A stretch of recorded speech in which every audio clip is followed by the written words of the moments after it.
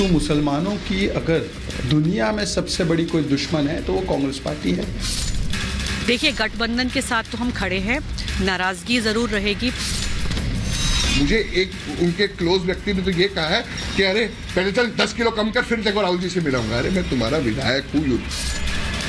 इससे पता चलता है कि आपके अंदर बड़े सवालों के प्रति कितनी निष्ठा है। कांग्रेस के बागी बिगाड़ेंगे खेल। आप कांग्रेस में भरूच पर पेंच। महाराष्ट्र में भी बागियों का बिगुल। सीट शेयरिंग के साइड इफेक्ट देखिए। कांग्रेस में अब कितने बागी? कांग्रेस पार्टी खैरात में मिली सीटों पर लोकसभा चुनावों में सरकार बनाने का सपना गढ़ रही है। यूपी हो या बाकी के राज्य, कांग्रेस को क्षेत्रीय पार्टियां जितनी सीटें ऑफर कर रही हैं, कांग्रेस उन्हीं से संतोष कर रही है। लेकिन कांग्रेस के संतोष का खामियाजा पार्टी के नेताओं को अपनी पारंपरिक सीटें गंवाकर चुकाना पड़ रहा है। एक अकेला यूपी ही ऐसा राज्य है जहां कांग्रेस और समाजवादी पार्टी के बीच सीट शेयरिंग पर ऑफिशियल अनाउंसमेंट किया गया है। कांग्रेस और समाजवादी पार्टी के बीच हुए समझौते के मुताबिक कांग्रेस को अमेठी, रायबरेली सहित 17 सीटें मिली हैं, जबकि समाजवादी पार्टी और अन्य सहयोगी दल 63 सीटों पर अपनी किस्मत आजमाएंगे। लेकिन लग रहा है कि कांग्रेस और समाजवादी पार्टी का समझौता कांग्रेस लीडर सलमान खुर्शीद को कतई रास नहीं आ रहा। सलमान खुर्शीद ने सोशल मीडिया प्लेटफॉर्म एक्स पर लिखा, फर्रुखाबाद से मेरे रिश्तों को कितने इम्तिहान का सामना करना पड़ेगा।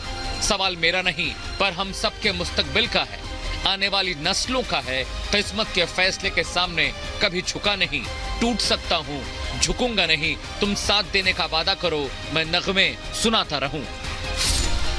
सलमान खुर्शीद की इस पोस्ट पर बीजेपी क्या कह रही है, अब वो सुनिए। देखिए, जो भी बयान और वक्तव्य ज़ीशान सिद्दीकी के आज आ रहे हैं कि कांग्रेस पार्टी मुस्लिम विरोधी है, राहुल गांधी के इर्द गिर्द जो लोग हैं वो जिस प्रकार का व्यवहार करते हैं और जिस प्रकार से खड़गे जी के पास तो कोई पावर ही नहीं है, मुझे लगता है 5-6 वर्ष पहले मैंने ये सारी बातें बताई थी। उस समय पर कई लोगों ने उस पर भरोसा नहीं किया था, परंतु आज मुझे लगता है कि ये बात तो सर्वविदित है कि कांग्रेस पार्टी वैसे तो मुसलमान करती रहती है वोट बैंक के चक्कर में, परंतु मुसलमानों की अगर दुनिया में सबसे बड़ी कोई दुश्मन है तो वो कांग्रेस पार्टी है। देखिए, देखते हैं कि कांग्रेस के अंदर हालात कैसे हैं। आज कांग्रेस के जो शेष नेतृत्व है वह किस प्रकार ज़मीन से कटा हुआ है। वह लोगों का वजन कम कर रहे हैं और दूसरी ओर पार्टी का वजन कम हो रहा है। वह लोगों को इसलिए नहीं मिल रहे कि उनका वजन ज़्यादा है, परंतु उसके चलते हुए उनकी पार्टी लोग छोड़कर जा रहे हैं। पार्टी के शेष नेता मिलन जोरा छोड़ करके, अशोक चौहान छोड़ करके, बाबा सिद्दीकी छोड़ करके, अब उनका बेटा छोड़कर जा रहा है। तो देखता है कि किस प्रकार से जब आप ज़मीन से कट जाते हैं तो आस्ता आस्ता आपकी पार्टी भी ज़मीन से कट जाती है। बगावत के सुर महज उत्तर प्रदेश नहीं बल्कि गुजरात में भी साफ साफ सुनाई दे रहे हैं। आम आदमी पार्टी और कांग्रेस के बीच भरूच सीट को लेकर भी मामला अटका हुआ है। अहमद पटेल के परिवार ने कांग्रेस के खिलाफ मोर्चा खोल दिया है। ये भी हो सकता है कि अहमद पटेल की सीट है तो पता है कांग्रेस के लिए कि इमोशनल सीट होगी तो शायद नेगोशिएशन में ज़्यादा दबाव डाल सके, पर कुछ भी हो सकता है। मैंने कहा बहुत बारीकियां होती हैं। देखिए, गठबंधन के साथ तो हम खड़े हैं, नाराज़गी ज़रूर रहेगी, पर जो भी आला कमान फैसला लेगा हम उसके साथ उसके समर्थन में खड़े रहेंगे, पर कांग्रेस पार्टी के हक में ही काम करेंगे। गुजरात के अलावा महाराष्ट्र में भी कांग्रेस के लिए खबर अच्छी नहीं है।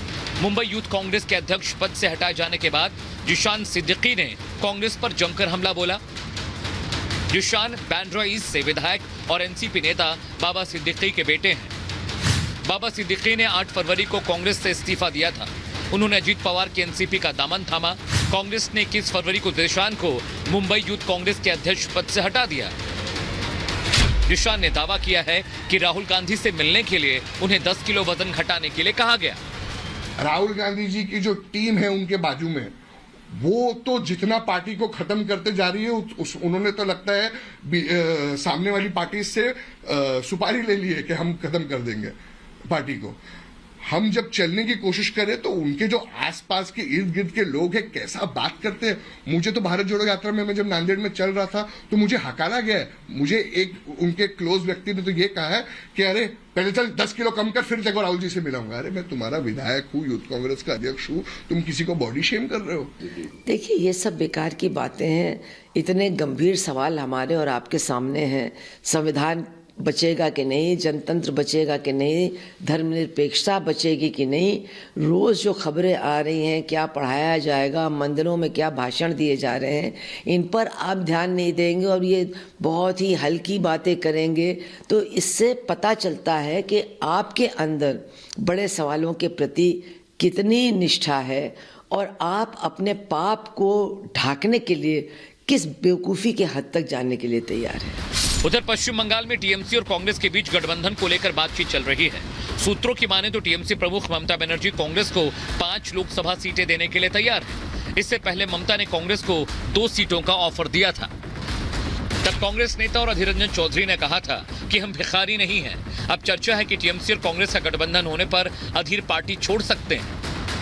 अब उनका बयान आया जिशान सिद्दीकी का कि जब भारत जोड़ो यात्रा चल रही थी तो राहुल गांधी की टीम ने उनसे कहा कि आप 10 किलो वजन कम करिए तब राहुल गांधी से आप मिल सकते हैं। उनकी बॉडी शेमिंग की गई, उन्होंने ऐसा कहा। अरे सब बहानेबाजी होती, इनका क्या जवाब देना, ये कोई राजनीतिक बात होती। ये हास्यास्पद बयान है और कांग्रेस पार्टी के शीर्ष नेतृत्व में किस तरह की चर्चाएं चलती हैं, किस तरह के निर्णय होते हैं, ये उसका भी परिचायक है। बीते कुछ दिनों में कांग्रेस के कई दिग्गज लीडर्स ने पार्टी से नाता तोड़ लिया है। इनमें पूर्व सीएम अशोक चौहान, बाबा सिद्दीकी, मिलिंद देवड़ा का नाम शामिल है। ऐसे में अगर इन बड़े चेहरों ने पाला बदला तो कांग्रेस का क्या होगा, ये बड़ा सवाल है। लेकिन एक बात तो तय है कि कांग्रेस ने कुछ अदद सीटों के लिए जिस तरह से समझौते किए हैं उससे गठबंधन के साथियों का तो कद बढ़ रहा है, लेकिन कांग्रेस कमजोर होती जा रही है। Bureau report, Republic Bharat.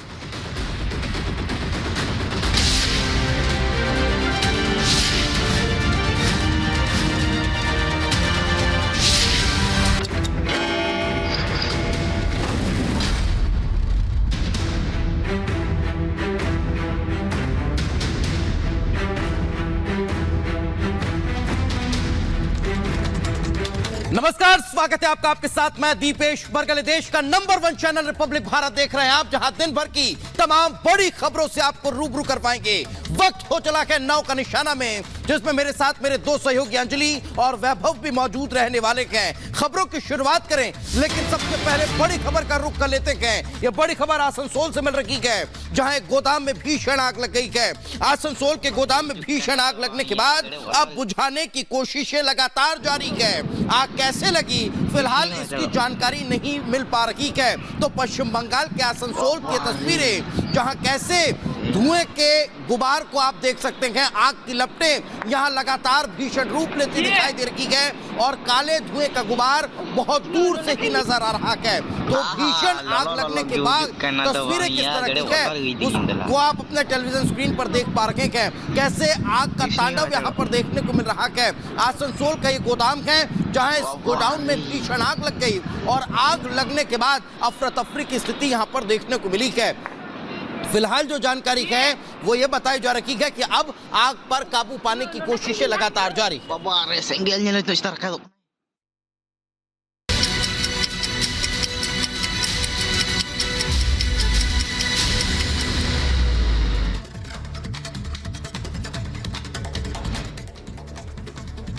Money laundering case में कांग्रेस नेता हरक सिंह रावत को समन ईडी ने 29 फरवरी को हरक सिंह को पूछताछ के लिए बुलाया। राजस्थान के कोटा में 3 सरकारी अध्यापकों पर गिरी गाज। स्कूल में धर्मांतरण के आरोप में 2 शिक्षक निलंबित, महिला शिक्षिका पर भी कार्रवाई जारी। लोकसभा चुनाव को लेकर आज दिल्ली में बीजेपी अध्यक्ष जेपी नड्डा की बैठक। सभी राज्यों के चुनाव प्रभारी मौजूद रहेंगे। पीएम मोदी सहकारी क्षेत्र में देंगे बड़ी सौगात। कई परियोजनाओं का उद्घाटन और शिलान्यास करेंगे। भारत मंडपम में होगा कार्यक्रम का आयोजन। प्रधानमंत्री मोदी सहकारी क्षेत्र में विश्व की अनाज भंडारण योजना की पायलट परियोजना का उद्घाटन करेंगे। प्राथमिक कृषि ऋण समितियों के आर्थिक विकास को बढ़ावा देंगे। पीएम मोदी आज विकसित भारत और विकसित छत्तीसगढ़ कार्यक्रम को करेंगे संबोधित। कार्यक्रम के दौरान 34,400 करोड़ रुपए से अधिक की कई विकास परियोजनाओं का उद्घाटन करेंगे। असम सरकार का बड़ा फैसला, निरस्त किया मुस्लिम विवाह तलाक अधिनियम, बोले यूसीसी की दिशा में बड़ा कदम। पश्चिम बंगाल में ईडी का ताबड़तोड़ एक्शन जारी, टीएमसी नेता शेख शाहजहां के करीबियों के खिलाफ रेड जारी। प्रयागराज में हुए हत्याकांड की पहली बरसी आज, उमेश पाल समेत 2 सरकारी गनर की भी हुई थी हत्या। माफिया अतीक अहमद के गुर्गों ने हत्याकांड को दिया था अंजाम। माफिया अतीक अहमद की गैंग पर कार्रवाई को लेकर उमेश पाल की पत्नी ने सरकार का धन्यवाद किया, कहा अभी भी कुछ कातिल बाहर है। कृषि विभाग के तहत सहायक लेखाकार के पद के लिए 67 उम्मीदवारों का चयन, उत्तराखंड के सीएम पुष्कर सिंह धामी ने सभी उम्मीदवारों को दिए नियुक्ति पत्र। कर्नाटक सरकार के खिलाफ बीजेपी ने किया प्रदर्शन, ST/SC सेवा कल्याण निधि को अन्य योजनाओं में कथित रूप से लगाने को लेकर जताई नाराजगी। शंभू बॉर्डर पर बड़ी संख्या में मौजूद है आंदोलनकारी, सरकार के खिलाफ पिछले कई दिनों से कर रहे हैं प्रदर्शन। बिहार के आरा में लोकसभा चुनाव की सरगर्मियां हुई तेज, बीजेपी ने दिग्गज नेता बिहार के चुनावी मैदान में उतारे। उत्तर प्रदेश के डिप्टी सीएम केशव प्रसाद मौर्य ने भी लोगों को संबोधित किया।